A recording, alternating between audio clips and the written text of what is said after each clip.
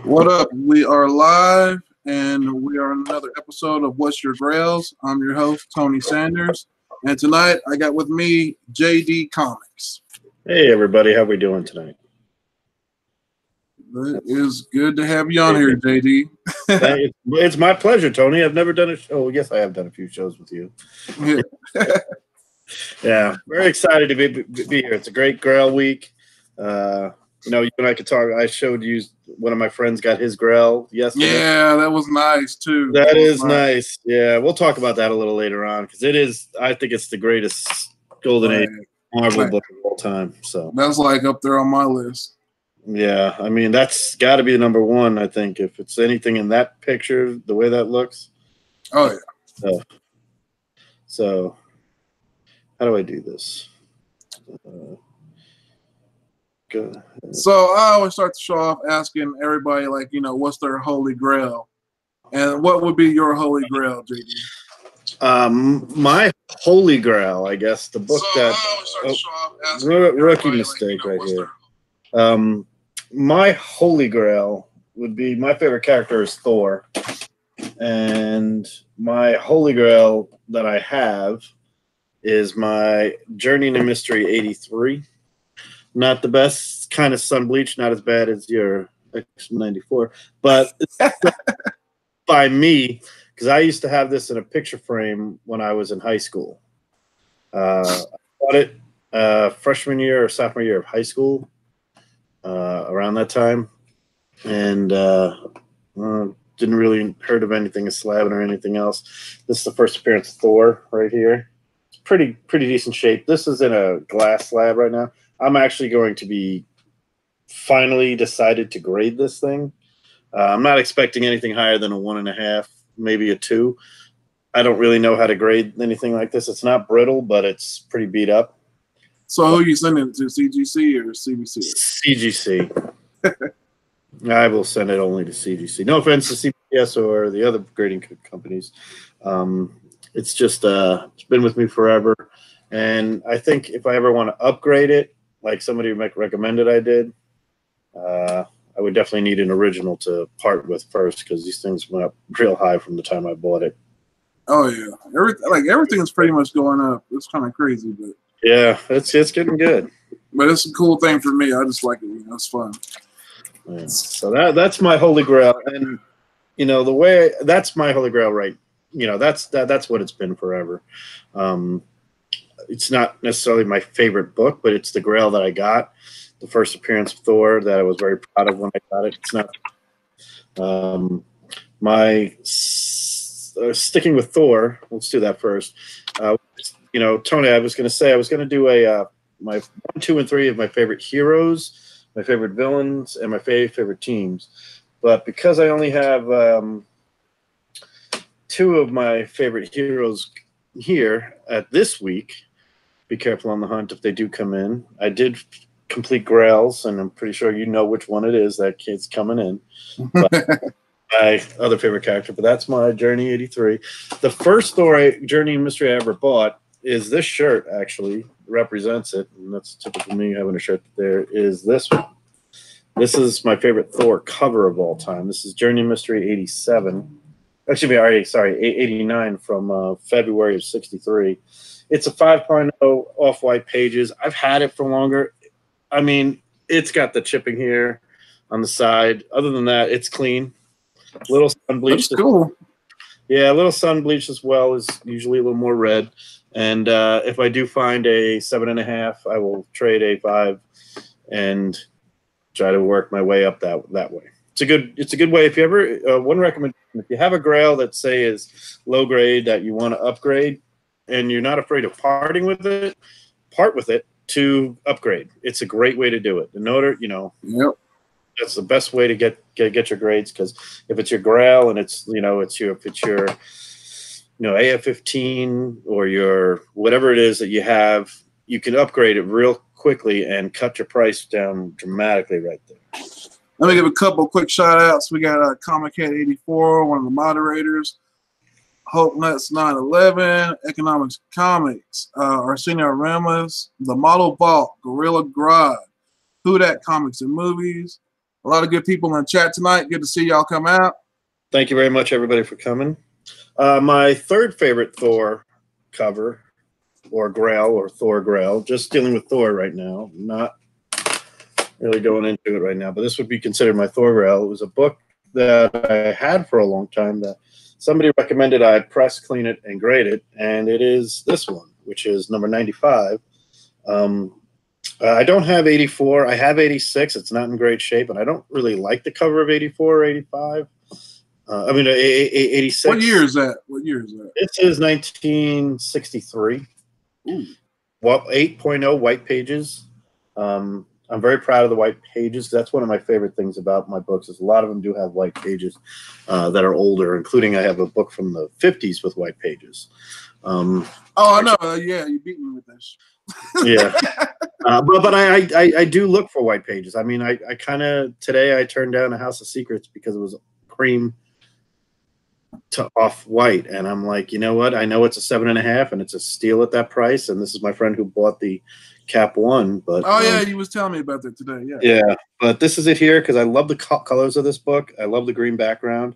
This is like my third place Grail for Thor. So when we did Who's Your Grail, I kind of went with the people there. So, well, Tomb of Comics wants to know what's the deal with the clone Thor. Oh, it's not Ragnarok, but it's close. You'll have to. What's a good way to put it here?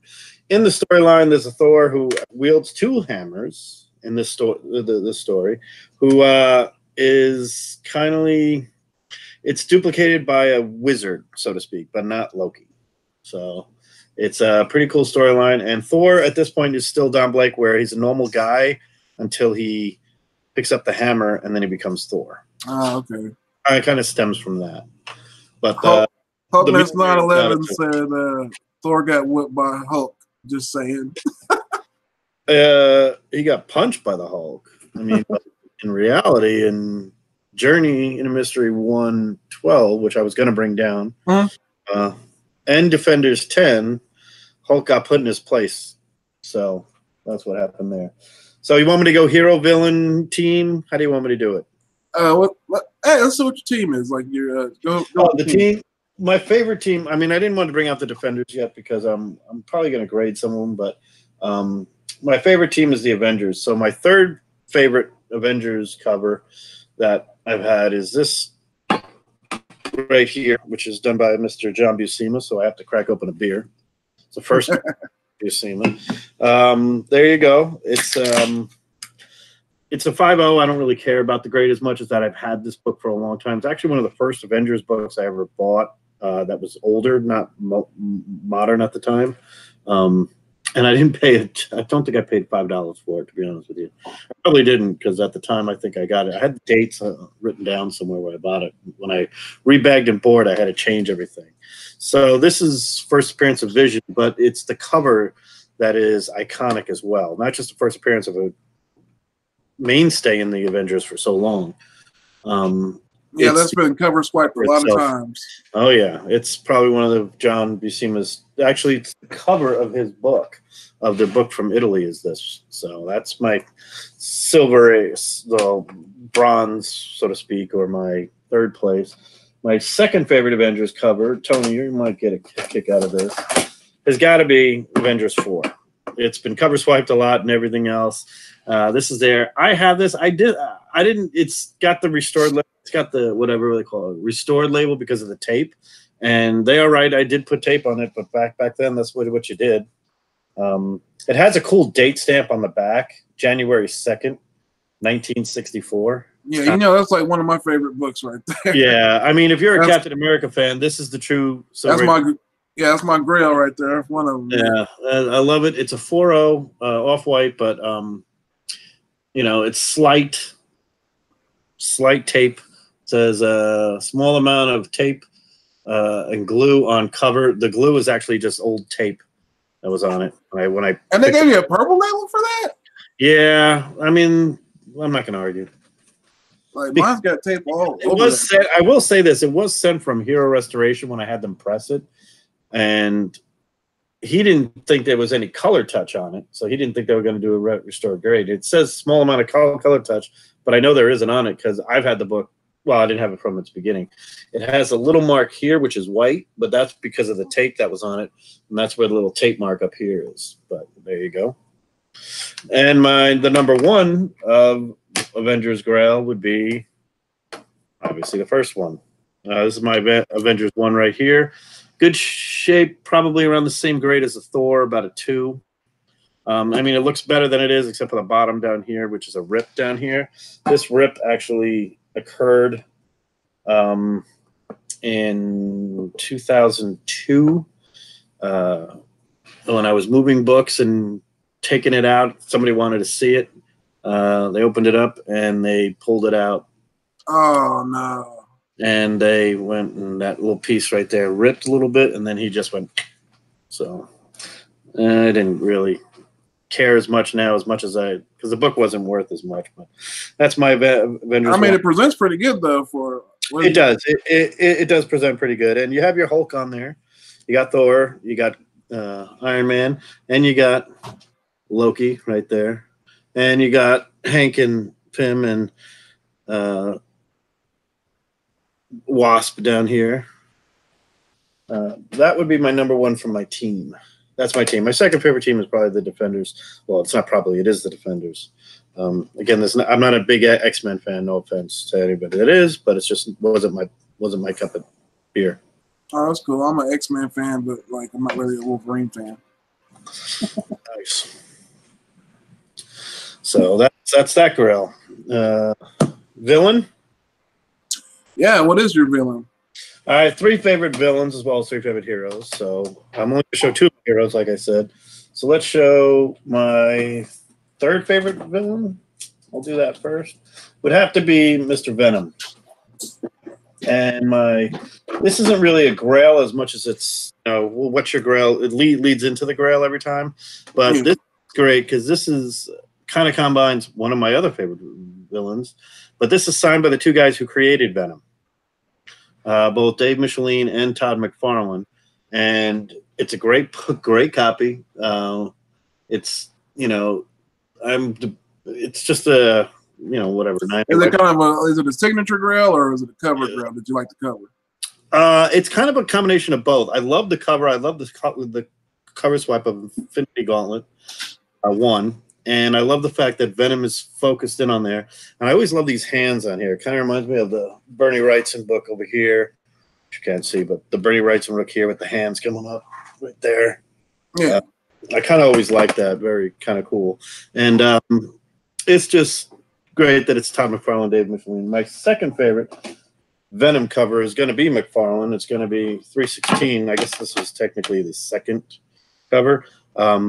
But this is one of my amazing Spider-Mans I have. I was kind of not upset I didn't get a 9.8 because I didn't plan on ever selling this book, but I kind of love this book a little too much, and I kind of kept it really clean. But apparently, because it didn't come with any notes, but I looked down here, there's a little bit of like a chip in a box all the time. Nah, it's not really a chip. It's just a mark. I mean, it's not even color breaking or anything. But my number one Grail for Venom, I don't think there's any question, would have to be first appearance. And this is my 9.6 and newsstand.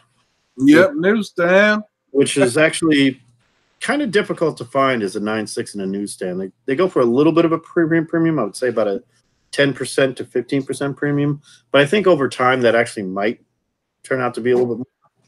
But I'm a big fan of Venom. So I always noticed that like newsstands take a little bit more money, and then like if it's the white page thing too, like that always adds up to it too. Yeah, good call. My second favorite villain is going to be Loki. I'm just going to show two books at the same time. I just love these 2 covers of his. There's another cover I don't have. It's Journey Mystery 87. These are 2 here. I wouldn't grade these yet. I mean, I wish I got better copies. These aren't the worst. They're both they're fine. If fine plus, maybe VF minus, but whatever. If it's an 8, I grade it. If not, I can't keep it on the side right now for this book. But these are great ones. Journey to Mystery. This is what 94, and this one is 108. I just saw 108 yellow cover.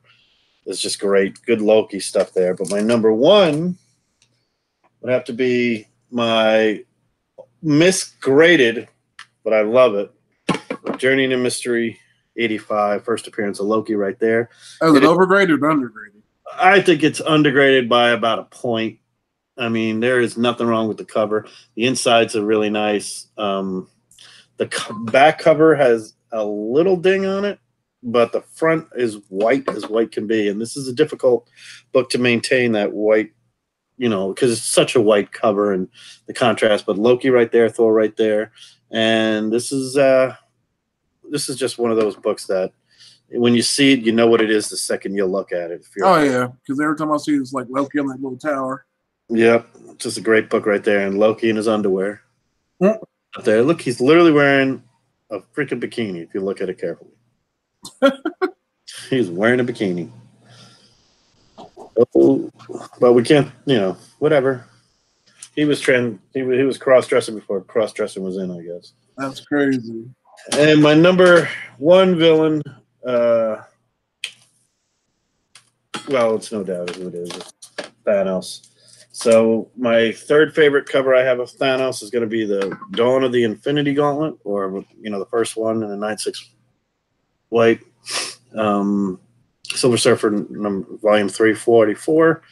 It's pretty fun right there. It's a good book. My second favorite is honestly the CGC is This Is Over. And Tony, you should appreciate that one. What? Wait a minute. Hold on.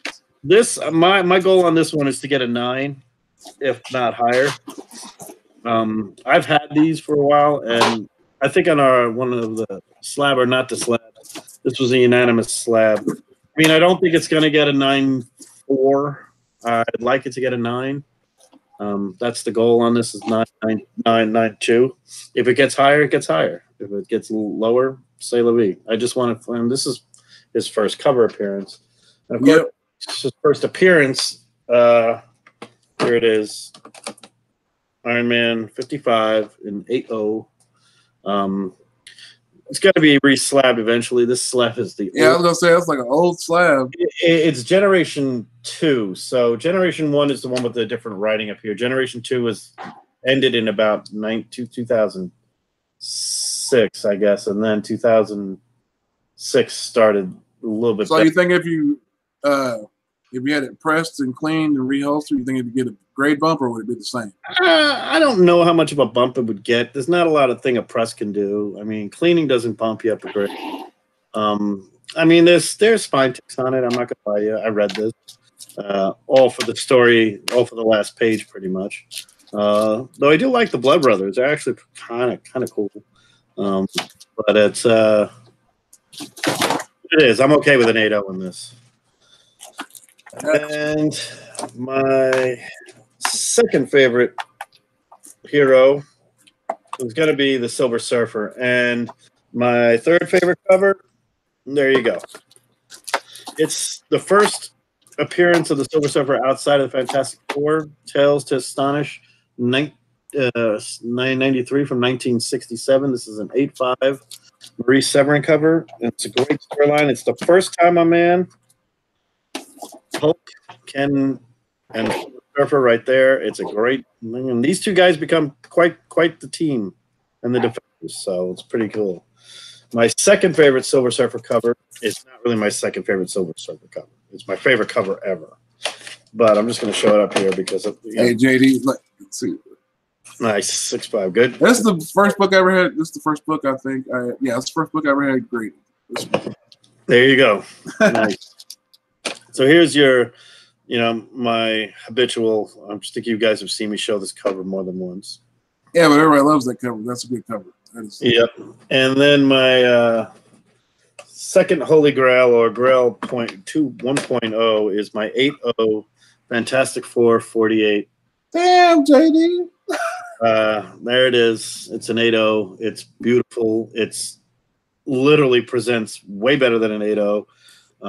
Most of the people who look at it, if they look at it, they start glaring at it. They're like, why is this an 8? And I tell them, look real careful right there. It's a little cut right here. And that happened, I think, at CGC. I'm not blaming them, but whatever. But I've had this book. And the funny thing was, when I first got it, Somebody said it's the first appearance of the Silver Surfer, and I said, why is he wearing this? I didn't know this was the Watcher. You know, I read the storyline, but I never knew, you know, but I didn't know what was going on. But you know, the first cover is 49 and 50, and mine are Paul at Midwest Comics is going to be cleaning and pressing those bad boys for me. I recommend him. He's a great presser. He can toot his own horn now. Like I tell him, he should be telling people about it. Yeah, there's a lot of good, like him, Midwest Comic Man. Strictly Comics in Houston, and Erod 212. Like all them dudes, man, they press, and you know, it's just gonna get, you know, more better and better service for people. Like if you don't want to use CCS, but like if I'm getting something, but like I'm gonna say this: if I'm getting something signed and witnessed or whatever, I'm gonna have to use CCS because it's like I want it all done in one and knocked out. Yeah, that's a good move if you're doing getting signed. But those are some of my Silver Age, my character grails. I call those my character grails. Yep, character grails. Right, because I mean, to everybody, there's grails for everything. Like I always say, you got your heart grails. Those would be your heart grails. You got your mega keys. I mean, some of these aren't my most expensive books. I mean, some of them are pretty expensive, but I have about 3 other books that are probably worth more. But I don't consider them my grails, and this is what it's about, my grails. So, I mean, I have them. They're investments. They belong to my children, pretty much. That's what they're for. Yep, same thing. Whenever I get anything, it's like, hey, it's yours. This is yours. That's good stuff. So one of the cool things out there for grails is that I kind of have then you got your gold grails. Well, see, I always say this. You got your grails you got to go for in the hunt. You got your quests, what I call is completing runs or something like that. You got to get on, right? And then you have a side goal, which is like I collect the Golden Age stuff here and there. You know, I don't really have, because a couple of Golden Age grails I'd want, but there'd be so ridiculously, I'd have to find, and that's the thing about there, because I do have one of my gold grails is coming in this week. I will show that when I get it. Hopefully it comes in tomorrow. I could show that on the hunt. So. Well, Chad Comics, he said he's scared he might be afraid to show up to the hunt tomorrow. No worries, no worries. Hey, just show up, dude. Like we have a lot of fun. We have a lot of fun. Just bring what you got. You know, we don't judge. Nobody judges. We just get out there and do what we can. All right, so I have some Golden Age grails. You want to see some of those Golden Age stuff? Yeah, because like a lot of people showed up with some Golden Age. All right, so let's show a little bit of Golden Age here. First, I like the elephant covers with good girl art on it. And let's show some LB Cole off the bat. Let's show some LB Cole.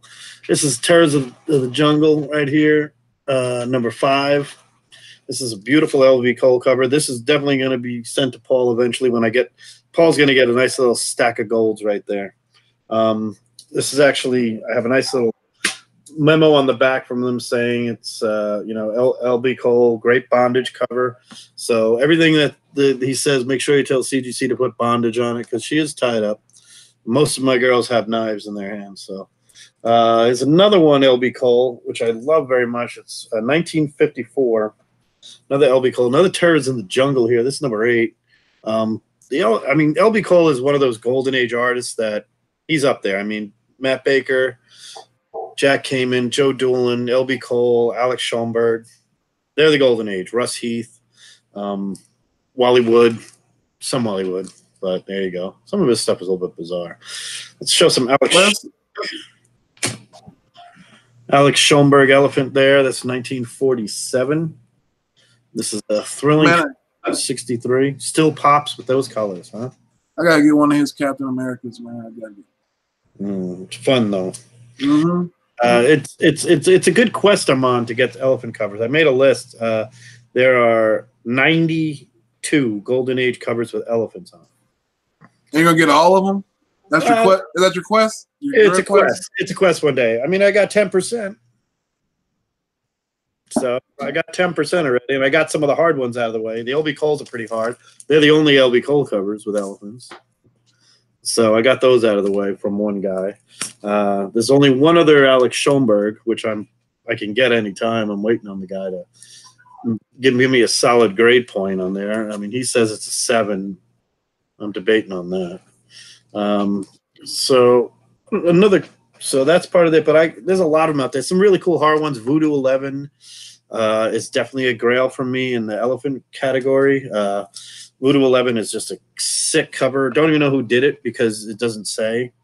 If you ever look that up, it's just ridiculously cool cover. It's got a skeleton with a JD, you know you're gonna have everybody and myself looking this up later on. Look up Voodoo 11. Voodoo, good stuff.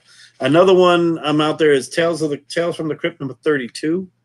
Hey, DS is in the chat. Show him the books one more time because he just came in. DS Comics? DS? Yep, DS Comics, yes. He loves Golden Age. He loves Golden Age. Yeah, he does. I'm going to show him some Alex Schoenberg. I'm showing some a little bit of elephant covers here. So this is Alex Schoenberg again. Thrilling Comics number 663. Really nice condition. Looks really good. Presents really well. A little mark right here, but it's from the 40s, so I'm not really complaining. Pages are intact. Has the 3-page centerfold in there, and it's just if you look this up, Thrilling 63. It's really good. And part of my Elephant Quest is usually good girl art, but on some of the horror books, there is no good girl art. But it's good stuff. Yep, skeleton. Yep, it's a skeleton reaping the human harvest on that Voodoo 11. Hey, look, DS, I got a Golden Age book too because of Jay Dee. There you go. The Shadow Knows. What worked. And showing some LB Cole. DS is a big fan of LB Cole Shark. 1947 there. There you go. He's a big fan of LB Cole Shark covers, and there's a lot of great ones there. And Catman, good stuff. And here you go with another Terrors of the Jungle LB Cole elephant cover. Those are my 3 grails of my elephant cover. Like I said, there are only 90 Golden Age elephant covers. Not including superhero ones because there's a Wonder Woman one, like Wonder Woman 33, and there is the one that is the grail for me to get, Adventure 35, but I don't see that coming anytime soon. I mean, the lowest one I've ever seen was about a 2.5, went for about $5,000. So it's only the 3rd Adventure Comics, so you can imagine that. It's from 1939. It's actually, it's right around the superhero time, but it was Adventure Comics. Very cool. Another thing I collect is John Buscema books from the Golden Age as well. And what'd you say? What'd you say? John Buscema covers. I have a bunch of them, but I'm going to show 2 right now. This isn't really Golden Age. This is Silver Age. I am always on the hunt for a good copy of this book. I absolutely love Tales of Suspense number 3. It is one of my favorite covers ever, and it's not only is it Buscema, but you got a nice little UFO on there. The aliens are the only ones in color, and the humans are actually blacked out. So it tells a pretty cool storyline. I love this cover. It's underrated cover. As far as I'm concerned, this is a really beat up copy, and I paid pretty much next to nothing for it because I saw it in a bin. And I'm always on the hunt for one, and a lot of people know on the CGC forums, I'm on the hunt for that and elephant books. So I get text messages all the time about that, and I get asked questions about some of my other books. This is a great book here. Lawbreakers Always Lose number 6. This is Buscema's first cover work. This is 1949, February of 49. This is his first cover. Getting CGC to recognize it has been a challenge, but they have asked for a little bit. I sent them my information. They are still deciding if all the information I have is legitimate because they're contacting everybody they have. Atlas Timely officially says this is John Buscema, but there is a question mark there if he did the entire cover, but it does have some Buscema qualities on there, but a lot of rendering, which is one of his things. But this is a nice book right here. So, yep, Alex Schoenberg works there. So that's cool. Yeah, that's just some of my Golden Age grails right now. And like I said, I've got a few Buscema books. I actually have Wanted 49, which I'm going to show when it comes in. It's coming back from CGC. I mean, there are only 3 on the census. and I know the guy with one of them. So me and this other guy are 66% of all the Wanted books. These are from the 1952. I was offered another book, and they don't come around often. They do not come around often at all. It's by Orbit Publishing, and it's I got the one where it's the first book that Buscema did cover to cover. In other words, he did the cover work and he did every page in the inside. Like a lot of these, he did the cover, but Lawbreakers Always Lou would have like 4 or 5 stories. Story about this book. Really cool thing about this book: the letter to Senator Wertheim, to Dr. Wertheim and the Senate committee that Marvel put out is in here. Oh, really? That's cool. Yeah, the letter from Stanley is in there. So it's a very early book right there. So it's a SOTY book. It's considered, this and the one after this are considered SOTY books. So SOTY being Seduction of the Innocent, if you don't know. If you ever see SOTI, it's one of those some golden age terms for everybody. PCH, pre-code horror. GGA, good girl art. Bondage, you could figure that out. And SOTI, SOTI, Seduction of the Innocent. See, I told you people you're going to learn some golden age stuff tonight. I told you. Yeah, I mean, you're going to get silver, you're going to get some golds, you know. So I'm just going to put it out there. If you hear me say GGA, I mean good girl art. If I say PCH, I mean pre-code horror. If I say SOTI, it means Seduction of the Innocent.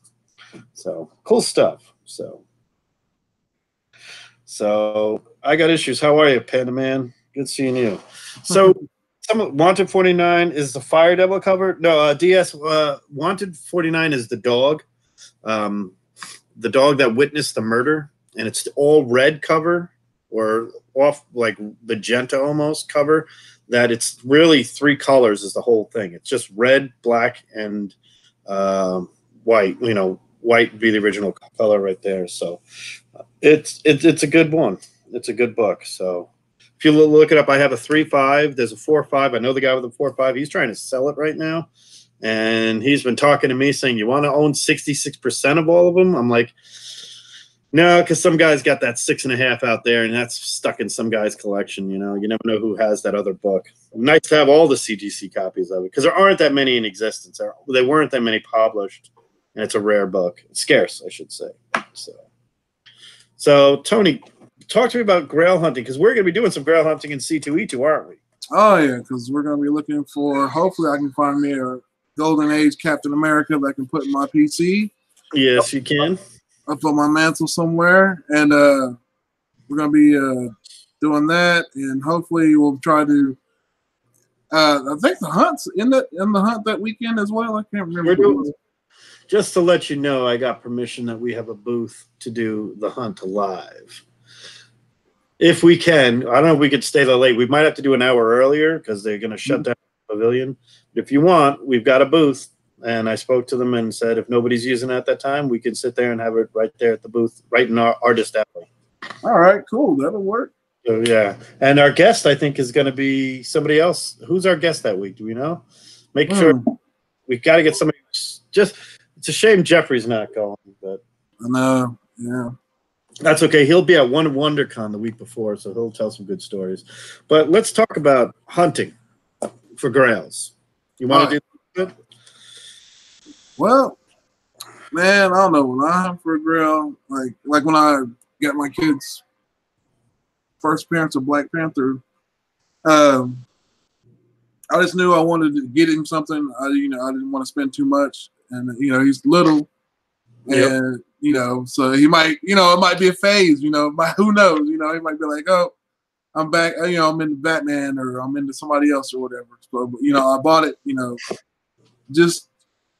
I looked for it, and it was like, I just wanted the low grade. I didn't want anything really up there, and just something he can have to say, hey, I got the first appearance, and I got the second appearance, and I got, it's just stuff that makes them happy. That's what makes me happy. So it's like, money, it doesn't really matter to me when I'm, or the grade alone doesn't matter to me. Just as long as I have it, as long as I got it, man. There you go. That's my theory as well on my grails. If I could get if I pay a good price, the grade I'm getting, that's good stuff. I got issues. Says if you ever grows out a Black Panther, I'll take the Fantastic Four off your hands. So one of the things about hunting for grails that I've done in my collecting career is realize what you're going for. If it's a common book, you don't got to jump on the first time you see it.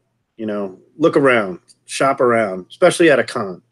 You know, if you're going into a con saying, damn it, I really got to get a, you know, let's just pick a book that you want. Cap America 100, right? It's great, great cover. I get you in a con like C2E2, you probably see about 10. So look at all of them, you know.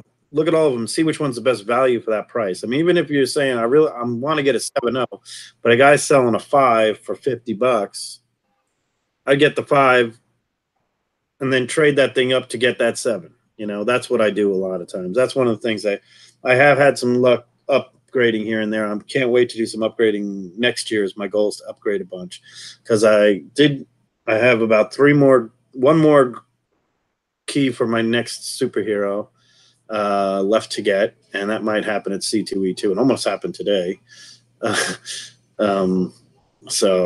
But you know, one of the things is that I recommend there is, you know, you save money, you put it on the side, put it on your Grail fund. And one of the things that happened to me was I just put a few books out there on eBay, and now I have more for my Grail. So now it's like, okay, I didn't expect that to sell that quick, but you know, people like that Immortal Hulk, and I'm like, okay. I mean, now that the trade's out, I've already read it. God, I dumped that thing. I mean, just what I did. I sold those books for a nice chunk of change. You know, I mean, I kept them in great condition. That's, you know, that's like I got number 1 and 2 and like I think two and number 5s or something like that. But, yeah, I had both 2s. Like, so 5 versions of 1, but I kept the ones I wanted. I only got rid of the Alex Ross ones. I got rid of the Alex Ross covers and 1 variant cover of number 2, and I got close to $200 for that. Well, the number 2 where he's like breaking through the wall with the brick, that thing's like crazy ridiculous. Yeah, I seen it was like I'm okay with raw. that. It was like 200 and something bucks or something like that. Oh, do you ever get scared walking around a con that you pass up by the time get back begun? That's a great question. I got issues. I can tell you this happens a lot. So you walk around a con, you get, let's say it's a 3-day con. Everybody knows the best deals are on Sundays, but that's used to be the case. Now that these guys go con to con to con to con to con, they're just going to take their inventory to the next shop. They're going to take as much as they can. They want to dump inventory while they're there, but they don't want to lose inventory for the next con they're going to either. So one of the things that he brought up is saying, let's just say you walk around a con, you're afraid it's so good. If it's that good of a price, don't be afraid to ask the guy to hold it for you. Give him your name, your number, you give him your phone number, and say, hey, if you want, can I put a small refundable down payment right now while I look around a little bit for a few other books? And most dealers will do that. And then one of the tricks that I like to do is, if let's just say you're with a group of guys or gals or whatever, you're with 3 or 4 of you there, and you're all hunting at the same booth. Well, don't each you buy books for $200. What you do is you get together and you say how much for all of them. Yeah. Together, you can take it down about 10 to 20% right there. I can guarantee you, because he'll look happy. Well, like I said, they don't mind losing inventory. At the same point in time, they would love to sell 4 or 5. They would love to see other people looking at their books to see him sell books. One of the things a big time dealer, Dale Rock, told me one time is the biggest thrill he gets at cons is when he's selling books left and right, and he's pulling books off his back wall. You know, he pulls books off the back wall at one of his cons. You're talking, you're getting your keys out there. You know, you're getting your Action Comics and your Batmans and your great books right there. And he's pulling those down. When he's selling them, other people see that. You know, monkey see, monkey do really does exist in the comic world. I mean, it's honest. I mean, people are jumping on Immortal Hulk, don't even know why, because it's hot. I mean, that's what people want, and I'm okay with that.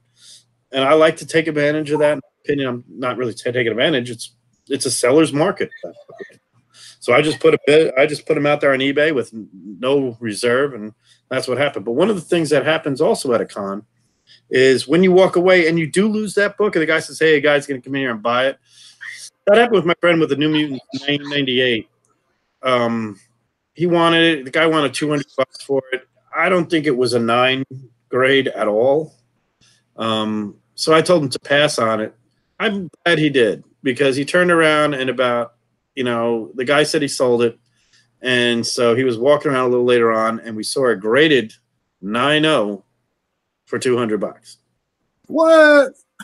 There's your graded in there. He said, well, what happened was I bought a book from the guy, and he bought a book from me. So I said, how about that for $200? That way he doesn't have to spend any money on the slab or anything else. And that's one of the good things to do with cons. A good recommendation. If you're going with people, hook up together and say, you have one spokesman or right there and say, okay, what are you into? What are you into? What are you into? And remember, con prices are negotiable. If anybody thinks that a con price is anything fair, know what you're going for. Now, in the Silver Ages and the Bronze Age and the Copper Age and the Modern Age, GPA comes into play.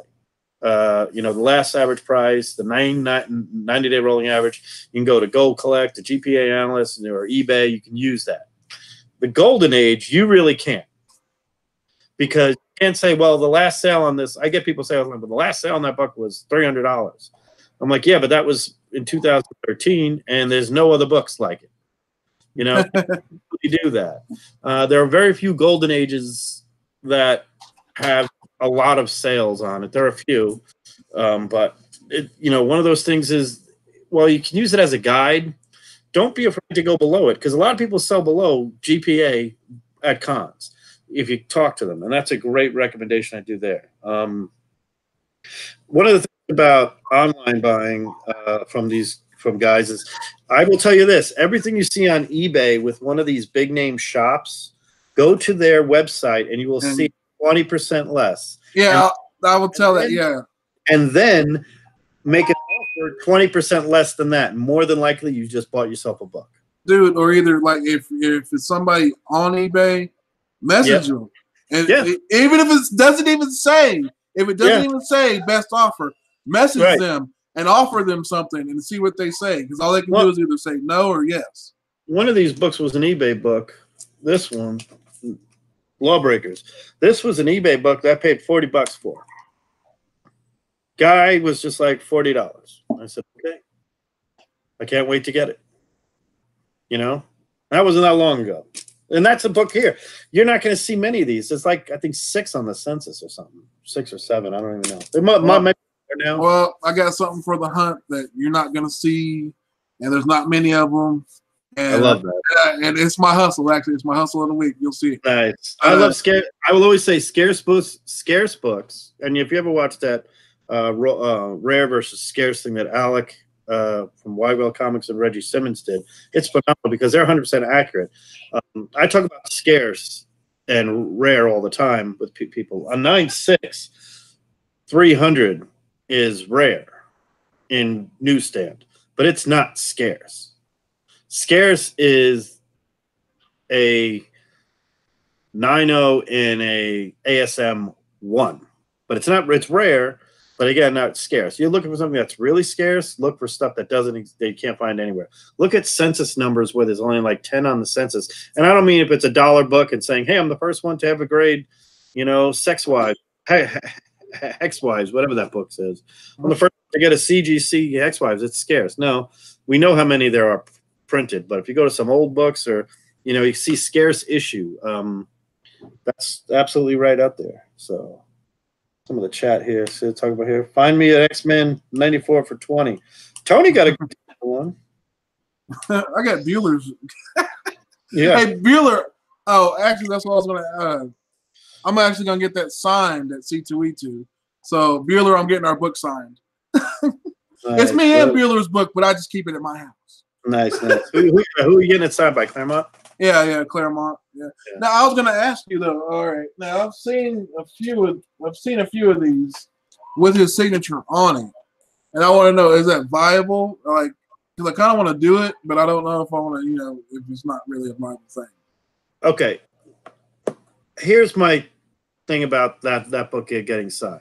Yeah, by Claremont, because I've seen a few of them like that. Claremont's great because that's his book. Let's be honest, that's his book. 94 and GSX1 are his big books. Those are his Sistine Chapels.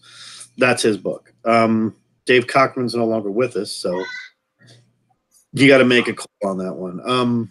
do you consider GSX-1 a Mega Grail? I consider it like, all right, for like my team, because like X-Men's my team, and that's like the Trinity right there, like GSX1, 94, and X-Men 1 are like the Trinity. Right. I would agree with you on that. My thing about the X-Men GSX-1 is there are a lot of them. How many are series that are just Stan Lee on it? A lot. Yep. I see that all the time. I see a guy with a 9.0 white pages. He's offering. I think he's trying to sell for $3,000. That's not a lot of money for a book. 9.0 white pages, $3,000. It's beautiful, and it's Stan Lee. I didn't want it. This is the guy who bought the Captain America 1, and he's literally has to sell to buy. He's got 2 months to pay off this book, and it's his. But I think GSX-1. I think if you get Claremont on there, that would be cool. I think it's a good book now, right there. I mean, who else is on the titles on that book? I mean, it's Cockrum. Wait, yeah, Dave Cockrum, Claremont, Gil Kane. Gil Kane, yeah. And Claremont, right? But I thought you said Gil Kane doesn't do, or is Gil Kane still alive? I don't know. I haven't seen him. I don't know if he's alive. I don't think so. No, he's got to be dead. Claremont is great to sign books too. He's really cool about it. I think GSX-1, since he's on it and he has something to do with the book, that would be good. All right, cool. Because I want to crack this out of this PGX and have it signed. That might be a good idea. I mean, it presents very well for the grade. Yeah, I know. That's why I was like, I want to crack it because even Big E's Comics told me that like to crack this open and have it pressed and cleaned, but I'm gonna have it signed, pressed and cleaned. Good call. And then send it to CGC and have it come back. Signature series and hope for a grade bump. Very cool. Now, one of the things about getting a book signed at C2A2 is you have to make that line gets crazy on Saturday. So I recommend you get all your signed books done on Friday if you come in on Friday. Oh man, that's the whole thing. Like you come in Saturday, right? Yeah, we're coming Friday. We'll be there, but it'll be like 8 or whatever, 8 o'clock or something like that. Yeah, it closes around then. But that's all right. Well, you find out with Claremont. Claremont might not even be signing on Friday. I don't know. He's going to be the following weekend down in Kansas City. And I said Claremont. He's not going to be there till Saturday. Though. Oh, so then you're fine. Now, what about? You don't live that far from Kansas City. No. And they have the what's that con going on up there? I forgot. Planet Comic-Con has both Bob McLeod and Chris Claremont and Neil Adams. It's a great crew. No, not Neil Adams. Jim Steranko's there. Jim Steranko, X-Men 50. Yeah, I needed that signature. You can do a trifecta right there. Need a signature. The Planet Comic-Con's a good con in the Midwest. And another tip about shopping at cons or dumpster diving in cons, like I said, stick with people, negotiate together, and then you can buy more. So if your guy's buying a House of Secrets 992 for $3,000, he's buying a 9 whatever, and you want a $1 book, well, you just take 20% off that right then and there, and maybe take 25% off and say, hey, put this with yours, and maybe he'll give you a deal. Yeah, I'm serious. You take advantage of that. Mr. Gretzky said Gil Kane died in 2000. Yeah, he's been gone a while. Thank you, Mr. Gretzky, very much. Steranko, Big Apple Con. Yeah, Big Apple Con is the 9th. Oh, I have my list right here of cons from last night's show. Yeah, the 9th. Jim Steranko, he's good. He's nuts. He punched Bob Kane square in the face one time. He's crazy. But that'll be fun. Another thing about getting books signed at cons is they leave a tip. A lot of guys might not charge you, but they leave a little tip cup out there. Throw a little green in that tip cup for that guy. You'd be surprised. Some of these guys might even be paying for themselves to be there. i.e. Tony Moore, had to pay. So he was charging Walking Dead ones to sign him, or Walking Dead books in general that he did. He would think he was charging like $20. But then a guy 2 over from him, a legend, was sitting there, and he's like, yeah, I'll just sign as many you want. You know, tip cup out, and it was great, you know. So that's a good thing there. Walt Simonson, very good. They don't charge anything. They are really. I got issues. You and I both have had this discussion about Walt Simonson and Louise. They are great people, and they definitely, you know, that's one of those. If you ever want to get something done, he doesn't charge for anything. He just wants to donate to charity. Now, George Perez, part of the Heroes Initiative, Jim Starlin. Jim Starlin's also going to be at Planet, by the way. Jim Starlin. So really, man, yeah, that's a good con. I'm telling you, it's a good con. It's crazy, but it's a good con. It's not C2E2 crazy, but it's crazy. But I don't know, but I'm gonna be ready to go to C2E2 though, because like I'm gonna be waiting in line. I ain't going to see nothing because I'm be waiting in lines all day getting signatures and getting stuff sent off to CGC. Very cool. One of the other things con going is when you're hunting around for your grails and you pick books up, don't walk around with them like this. A lot of guys don't have bags, and you don't want to be walking around with a CBS shopping bag and throwing around an LB Cole in there. Look for these portfolio binders. There's one here. This is filled. This is Silver Age books right now, but you know, I carry. This is the Hunt one. I usually keep my Hunt books in here. I do have a few Elephant Hunt books coming. But this is some good. This is a great idea here. Carry about 2 of these if you're hunting, even if you're there. Keep them together right here. Get a backpack or a bag. You can keep them here. It keeps them safe, and it's an important thing too. I can't stress that enough. Another thing is if you're buying original art, you're probably not coming around with a frame too. Get a tube. So that's one of the other things right there. But when you're grail hunting at a con and you got your stuff here, you know I have my little grail box, my little hunt box here. The black light and the. There you go.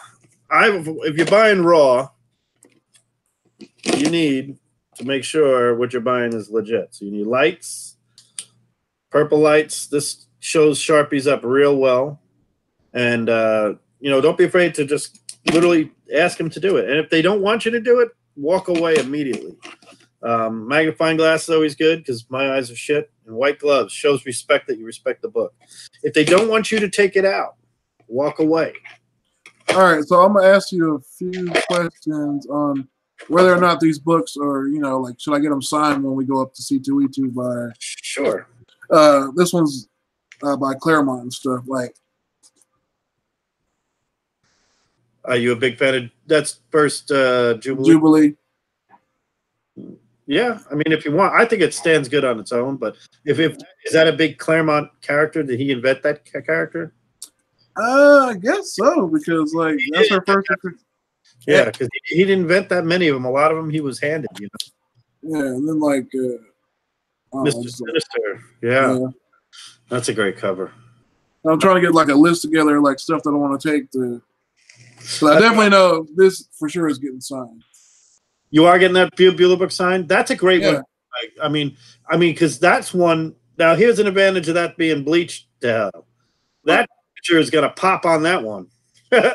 You don't got to worry about that. That's a good thing right there. All right, you can see it. It's Cliff Claremont's signature with, I think, the variant cover. Yeah, the black and white variant cover, the only one. So I was thinking about like that. That's Frank Miller. Oh, he can't get it. But I've seen Chris Claremont's signature on this though. You ever seen that? Yeah, he's a writer, but Frank Miller is the. So now these are just ones I had for Perez because I know I'm definitely gonna go. Oh, George Perez, good. Yeah, if you're gonna get any DC book, you got to get Teen Titans. Yeah, that one, and then I don't know which one, but I think I'm gonna upgrade this one. But I think I'm gonna get this signed anyway and just have a second copy. But yeah, that's cool. But I'm gonna get another one of these, but like because it's got that stain right there. But I'm gonna get another one and have both of them signed probably. Are you shopping for that at C2E2? Probably. Like if you're shopping one of the things that like I told my buddies, like when a couple of the Golden Age guys that are going and everybody else, you know, like I said, you'll link up together and kind of tell each other books what you're going for. So you can say, hey, at booth A24, there's a guy there with 2 or 3, you know, Teen Titans, whatever book that is, Teen Titans right there. This guy's got 3 or 4 of them. One of them looks really good. He's got them in a 20% off bin or something like that, or whatever you want to do. Always tell each other what you're looking for. It kind of cuts you down from, because you can never going to see every book at any con. But one of the things you do is if your boys know what you're looking for, cuts down your time, and then you can work on deals, because maybe you both say, hey, that guy's got a Return of the Jedi, and this guy's got, you know, whatever, you know. Yeah. Whatever. So kind of good stuff. George Perez, I'm not going to get my I was going to get Avengers 1996 first Taskmaster signed by him, but I decided so you're not going to do that? You're not going to do it? No, I think for George Perez, there's a couple of books I might get signed, but not that one, because I decided that, you know, I have Perez's sketch already, and a lot of times it depends on what the book is. Where do I want the signature? And one of the books that I was thinking about getting is actually a modern Thanos variant, because I do think he, you know, books that he came out recently, I would like to see him sign. You know? Oh, so wait a minute, hold on one second. It said, where was it at? Mr. Gretzky said Mark Silvestri and Chris Claremont, creator of Jubilee. So Mark Silvestri is at C2E2. So I could get it double signed. Yep, double signed. That's a great. And you know what? Check Artist Alley. Another thing to do for cons. Okay, if you're hunting, know your vendors. You know, look at the exhibitors list, the vendors list that's going to be at the con you're going to, and reach out to them if they have a website. And if there's like an obscure book that you want, say, hey, bring that thing to C2E2. I already did it. I told Dale Roberts. I told him, hey, pack up your elephants. Let's get this done. You know, pack up some Golden Ages. And he's like, oh, I heard you and the boys are coming, which is these guys from CGC. We all kind of hang out together on the CGC website. It's a joke that all we do is trade each other's books back and forth. You know, that's my book, or that's my book when we see somebody else sell it. You know, like it's hysterical. The Spellbound 3 is a great example. Someone's like, you still have my Spellbound 3? Yeah, he goes, can I get that back? And I'll give you this. I'm like, nah, find this and I'll give it to you, you know? But it's just stuff, you know, it's a close knit, and there's been a lot of good stuff on there. But one of the things that I was saying was check out the vendors, because, you know, a lot of them say, I didn't bring it. I didn't bring it. They're going to bring their key stuff, but if it's something obscure that you're looking for, do that. Another good thing when you check out the vendors is where they are. Cut down your time. And now you're going to look for some artists. See how far Silvestri and Claremont are apart from each other. Then you grab a CGC guy and say, can you witness me, please, signing Claremont and Mark Silvestri this book. You might have to give it to them and pick it up later. You don't know how it's going to – I don't know how it's going to go this year. But CGC is doing on-site grading, which means they have a minimum of 10 to 20 people. And I know about 6 or 7 witnesses myself that are going to be there. So there'll be plenty. And not everybody is going to have a CGC one there. I don't know if Lightfield is going to be doing it or not. To be honest with you, he has been known to give his finger at CGC. He does not want CGC. So that's you just sold your Spellbound 3? Man, I got a white the worm cover. That's a good one. That's the worm. Spellbound 3, kind of, and DS Comics, we have to do some research on this one for one of our shows. That could be Stan Lee's first horror story he ever wrote. That's what I'm hearing. That's why I picked it up. But that's another thing there. If you know what's going on in the con, know where you're going, and when you're hunting for grails, know where everything is. Talk to your friends, work out deals. Don't pay the first thing there. Don't buy the book you want at 3:01 on Friday, but get it. Do your best shopping Friday, because like I got issues said flat out. What if you buy the book and it's not, and it's gone the next day? If it's not scarce, if it's a House of Secrets or something like that, there's going to be 10 or 20 of them there. I mean, there's going to be plenty of them there.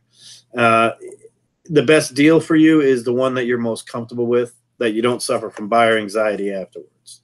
That's what you avoid. Yeah, I actually had that. Yeah.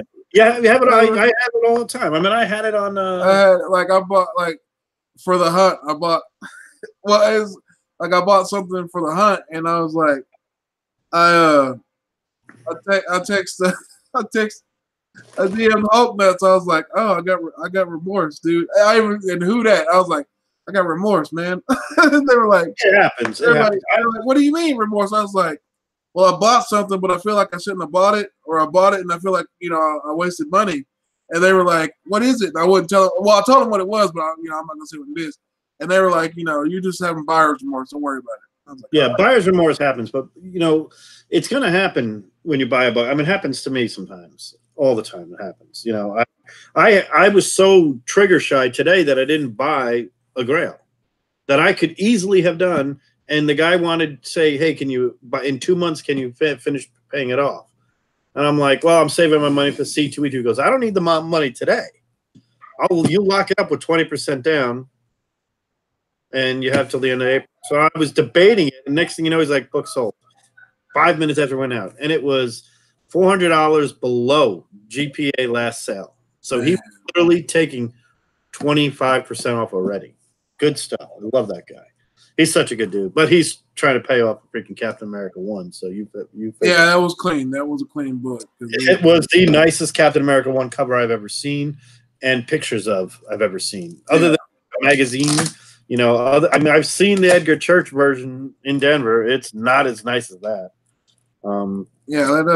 It was because Jay Dee showed me the picture, and it's the first see it hit me up. I'll show you. It's the first. It's the first Captain America 1, punching Hitler, just like it was cool. I was like, wow. So that's my holy grail. That's like if I could get, like people say, Spider-Man and Amazing Fantasy 15 is there. Well, if for Captain America, that would be mine. Yeah. Somebody asked me what the ultimate comic book is, and it's Action 1 probably for hero books. Horror books, it's always debatable. Whatever the hot book is, Punch 12 is probably the closest thing. DS Comics, I don't know what you think. I always say Punch 12. Hey, Justin Rican, let me holler. Justin Rican, how we doing? He said he just stopped in to say what's up. What's up, guys? And any good girl art is good. But yeah, I mean, I'm kind of fortunate that my favorite heroes, aren't like Cap 1. Because if I were to get a Cap 1, I would have not half the books in here wouldn't be gone. So that's that. So that's a little bit there. Minus Spence Comics. Oh, Spence Comics 3, great. You can't go wrong with that one. Yeah. How do you haggle with the guy asking for the next quarter's GPA, or do you just not bother? That's a good question. If you're at a con and a seller is relying on GPA and a buyer is using GPA, you usually meet somewhere reasonable. But if he's using GPA, so is everybody else. I mean, so why would you buy? If you let's say this, let's just say a common book that everybody wants. That's let's say in the $300 range. So give me an example of one. A 9.8 First Carnage. Is that about right? Yeah. 9.8 First Carnage ASM 361. So you got 4 or 5 to probably about 30 copies will show up, right? And all say first appearance of Carnage, and you'll have some raws and some slabs and everything else, and they'll all have $300 on it, or $350 or $330. Say I'll take 10% off. The guy who sells it for $275 will sell his book. The guy who negotiates usually sells, and when you're haggling, one of the things I like to do when I haggle is, if you are not attached to some books, don't be afraid to bring books to give them, especially if they're keys that people are buying right now. These sellers don't have grails. These sellers, there are a few that have not for sale books, but very few. I know a guy who owns a comic shop, the philosophy he has is every book I ever had in my entire life is for sale at any time, because I could always get another one, so if it's the right price, it's what it is. So the key with that is one of the things I always tell people is that when I deal with vendors, and I go to a lot of cons, and I'll be at one Sunday is sometimes I bring one of these things filled with really hot books right now. And I'll do like 6, 7 books. Now, a good example was I think this was before the hunt when I did this. This is I remember that. This is a 9.6 CGC signed Bernie Wrightson Swamp Thing #3. First appearance of Abigail Arcane in The Patchwork Man, one of my favorite characters. I traded away an Ultimate Fallout 4 and a Raw and a ASM 361 Raw. Neither one would ever grade a 9.8, probably close to a 9.2, both of them. But he knew he could move that faster than he could move this.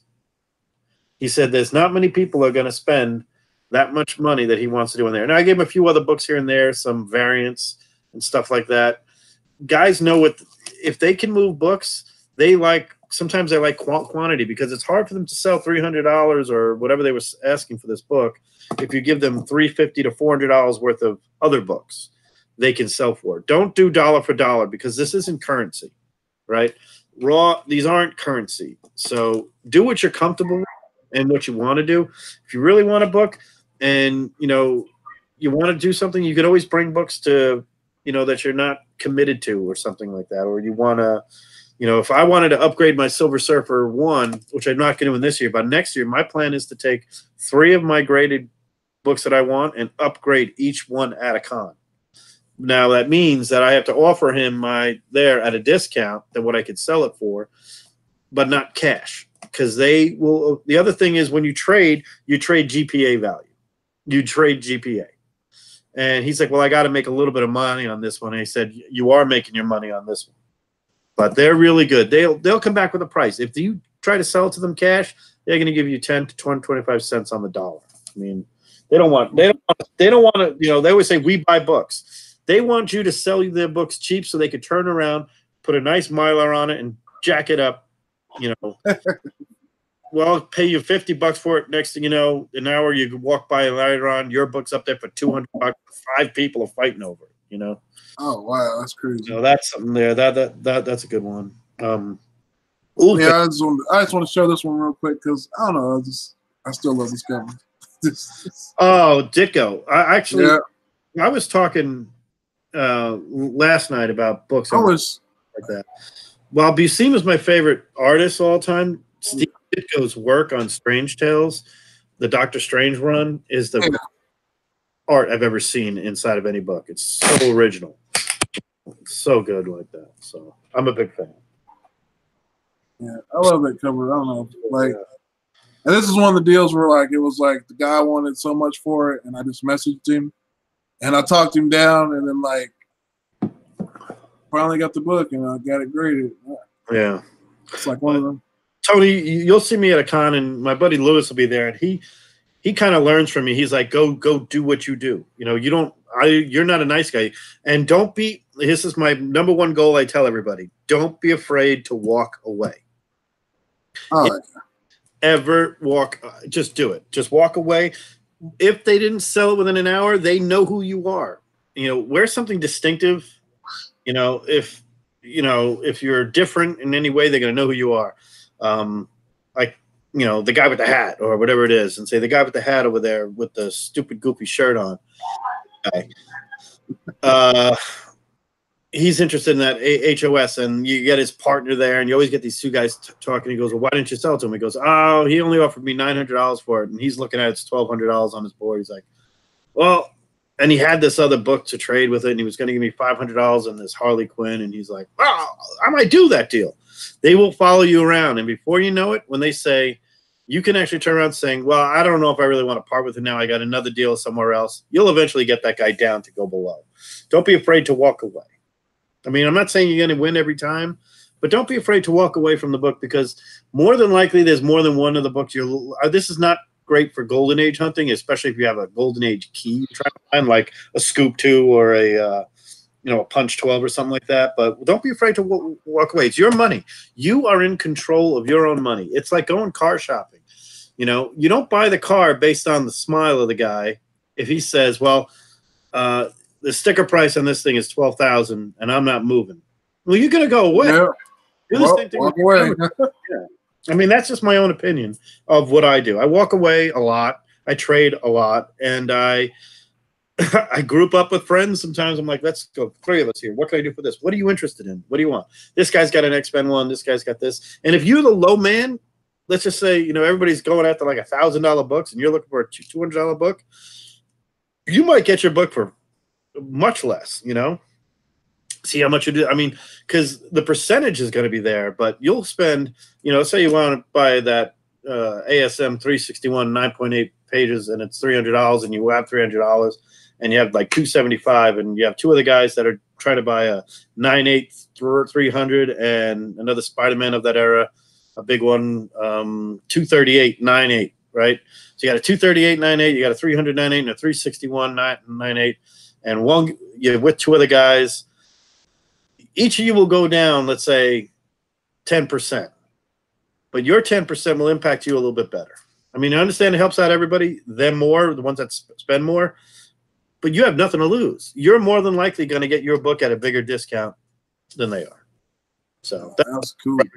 Just a good advice that I always say, you know, if you're with somebody, don't be afraid. I mean, I'm not saying don't do this for dollar bin shit. I mean, if you put $1 and say, what do you, and it says $1 and you're in the 50-cent print, he goes, would you take a quarter? Don't do that. I mean, I see people do all the time. I mean, I see people walk in with a big box of books that want $1,000 for it, and there's one key in it worth $500, and there's $50 bin crap. And he's like, oh, each of these are he's a $5 cover price on this one. He's like, I'm never going to sell any of them. But for that $500 book, I'll give you $200 cash right now. He wants $1,000, and he's going to walk away with $200. But at the same point in time, that guy with that big stack of books and everything else, the guy sitting there, I don't need your inventory. I got my own shit I'm trying to get out of here, you know? Mm-hmm. That's one of the things that they do. Vice versa, most of these guys want a deal. They want to make deals. They want to show people that they made deals. They want to take a picture with you holding your grail so they can put on their website saying, look at this guy just with a 9.6 Avengers 57 big Vision fan. The guy's cosplaying his Vision. They love that shit. They love that shit, you know? I'm not kidding you. They love that stuff. I talk to dealers all the time. Like, I wish people were more like you. And they say at the same point, I don't. Because there are some dealers that know me all the time. Like, I go to this con on Sunday. They're going to be like, oh, what'd you bring us? You know? I show them stuff. Sometimes I just bring them stuff to I might bring the LB Coles or something like that and just show it, but I'm not trading for it. And I'll give you an example. My buddy bought, and DS Comics, I made a mistake when I said this. My buddy bought a coverless copy of Witch's Tales 25 for $12 because I bought the Strange Tales 104 from him where I traded for it. And I said, how much for that book over there? He goes, well, $12. It's a coverless copy of a book that if it had a cover would be about, I don't know, $1,000, $2,000. Nice. So I'm on the hunt for a cover, but that's some good stuff. Who plays this Vision? Dude, you got to see. I mean, I definitely am one of those obscure cosplayers. I never did Vision, but I've done some crazy shit. You know, wait till C2E2. Tony, I'm cosplaying, by the way, on Saturday afternoon. Oh, so you will be in cosplay? I will get plenty of pictures of that, people. So don't worry. We'll see this. We'll see Jay Dee in cosplay. It'll be fun. It'll be fun. So we're going to be getting ready for C2E2 coming up. We have the hunt tomorrow. Our guest is going to be Chad, 90 MF Comics, and I got JD. I think you said you had an unboxing to do tomorrow, as well as if the mail holds up. You know, we had some really bad weather here in the Midwest over the weekend. And, you know, stuff was shut down Saturday, Sunday, Monday. So while the mail doesn't get delivered to you, they still drive the trucks, and all the highways were closed here in town due to massive accidents on I-80 and stuff like that. So I got a message saying your package was supposed to be here on Thursday, is now, you know, soon to be delivered, you know. So well, I got my package. That's because you live in Oklahoma. So by the way, I think our buddy Midwest Comic Geek is going to be there. Oh, really? At the con on Sunday because he sent a thing. I'll see you. I'll see you either there or at C2E2. I said, okay. Oh, well, that's cool. He's got great stuff. I mean, he's a great guy to haggle with, by the way. Great guy to haggle with. You know? So yeah, there'll be like probably, hopefully, a double unboxing on the hunt tomorrow. If not, there'll still be an unboxing. And you got any? Oh yeah, you did do the. I seen the new Comic Core y'all did, which was pretty Comic cool. Core Unlimited, yeah. With John Comics with Kids and Comics Misexplained and Comic Spectre. A lot of comic in there. A lot of guys named Jay and a lot of comics in there. But I have that. I will be on Great Legends auction this weekend. So you're gonna be on the auction? What? Yeah, I'm gonna auction off some books in these. And I told Legend what I'm doing. He's like, "Ooh, you're bringing the heat down. Won't be any gold or silver, but might be a silver or two in there. It won't be any gold, but it'll be a lot of keys, moderns, and stuff people have been talking about lately. I'll have to check it out. Y'all hear that? So you're gonna be on the Great Legends auction. You know, get on there. JD ain't. You see JD on the hunt, so you know he ain't got no lame books. Yeah, and I do keep my books pretty good. And I'm I'll tell you what the grade. I mean, I'll tell you, it's not great. I will never tell you anything is a 9.8 or 9.8 potential because I don't think I can do that. I know it's a 9.8, but I don't ever like selling. I say every book is no better than a 9.4 until CGC gets their hands on it. So that's my own opinion there.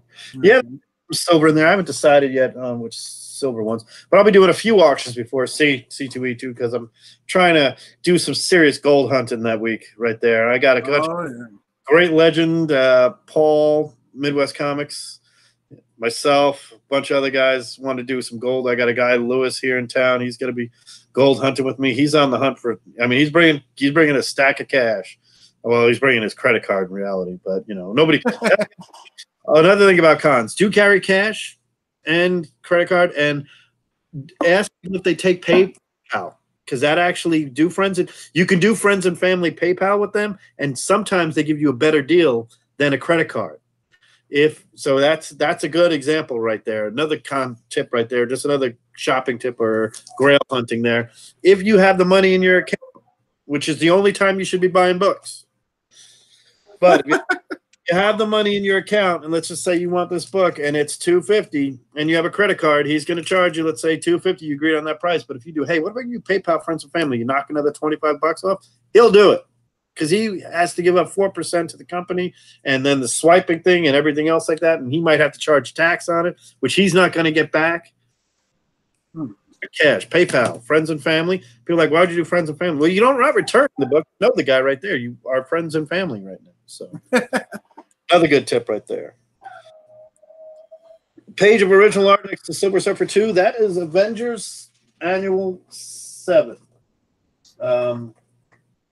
That is the inside of Avengers Annual 7 page, signed by Starlin on there. I don't know what issue number 7, page 37. Oh, come on, pull that here so we can see it. Yeah, you guys were around when I got this. Remember when I showed that big cover? Yeah. Well, the guy, I made the deal with the guy for that book. I mean, I had to part with some serious stuff for it that he wanted. You don't see a lot of X-Men on my wall for a reason. My Gambit, first appearance of Gambit, 9.8 white. That would cost me that. Cost me what was the other X-Men book? 141. And really? Wow. Yeah. But it's Thanos and Thor. Yeah, that's what I was looking at. Yeah, it's good. It's not. Funny thing is, original art has conditions, and I like the fact that this has got a little mark on it here that says, with the pencil mark here. And it's got a pen down here, and it's I can't really pull it out of the frame, but it's got some marks here on it where, like, you can see that there's a lot of mistakes over here that they kind of did it before they colored it, and a lot of eraser marks. I have another one that's got a ton of whiteout on it. Yeah, it's a What If book. What If 38? Whoops, something fell. It's a What If 38, and there's a lot of dialogue, and it says somebody if you can draw like Jack on this, and it was to a young artist there, Kevin Nolan, who does some great Doctor Strange stuff. So was that kind of like a original art grail for you to get that with Thanos and? Oh yeah, that is definitely one of my real original art grail, and I've seen it, and the guy has it. Tony, I kid you not, what this guy has. If I didn't want to show it to you, well, I showed it before, that Captain Marvel 26. Yeah. He's the proud owner of it. I mean, you guys probably figure out who it is if you ever go to site. He's on TV all the time. Anthony Snyder. He's got a lot of original stuff, and my buddy in Ohio's got a lot of good stuff. These are original art dealers. They actually do a comic original art, which isn't a con or anything else like that. They just rented the museum here out in Omaha every few years, and people come around here and show original art. It's actually a really cool thing they do, and it's only for industry people and stuff like that, and they do it every once in a while. But we never had the House of Secrets 92 cover. We have had the first Elektra cover. I showed you that one. We've had the a lot of Frank Miller stuff because he was here. A ton of George Perez stuff. All of Phil Hester's, the entire run of Godzilla covers was here. And like the people that own it come in here and they get to display it. It's pretty cool. Yeah, that is cool. Thank you very much. I have a few more original art I will show. You know, I have that Captain America. I don't know. Were on my show? You were on the show when I went over the Captain America? Which one? It's this one. Where's Captain America? Not Fantastic Four. Is it graded or not graded? No, it's original art. Oh, okay. Yeah, I'll have to find it. It's because I have it in a port. By the way, over here is a big portfolio of original art. Some of it's original art, some of it's a lot of prints and stuff I had done, original art I had done. But I have a piece from a modern Captain America book, I think, where I compare that to Silver, like that stuff, how busy that is, and all that stuff. Where modern books just don't have that, you know. Yeah, they don't. It's all computerized now, so. Do I own any Surf original art? No, I do not. I am on the... Yeah, my grail would be a Buscema Silver Surfer 4 piece. Anything in that book whatsoever, especially with Silver Surfer and Thor.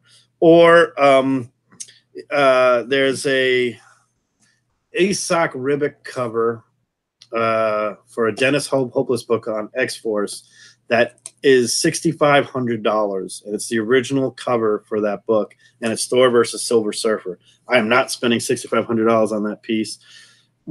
Told him that 100 times, even though he's holding it for it, but he's had it for 4 years. I don't own any Silver Surfer original art. Well, technically I do. I have original John Buscema cards. I don't know if anybody remembers that card set that came out. I'll grab it here. That's John Buscema hand-drawn sketch of the Silver Surfer right there.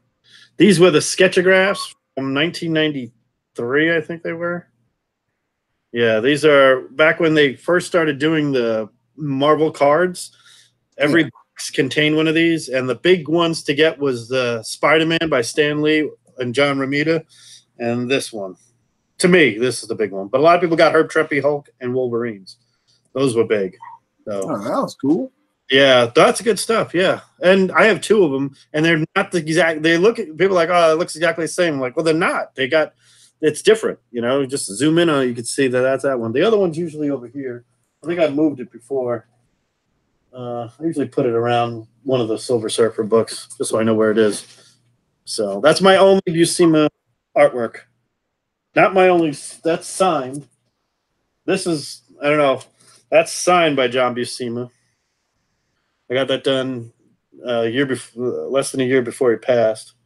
Funny thing is, I wanted the Silver Surfer 4 poster, and they sold out.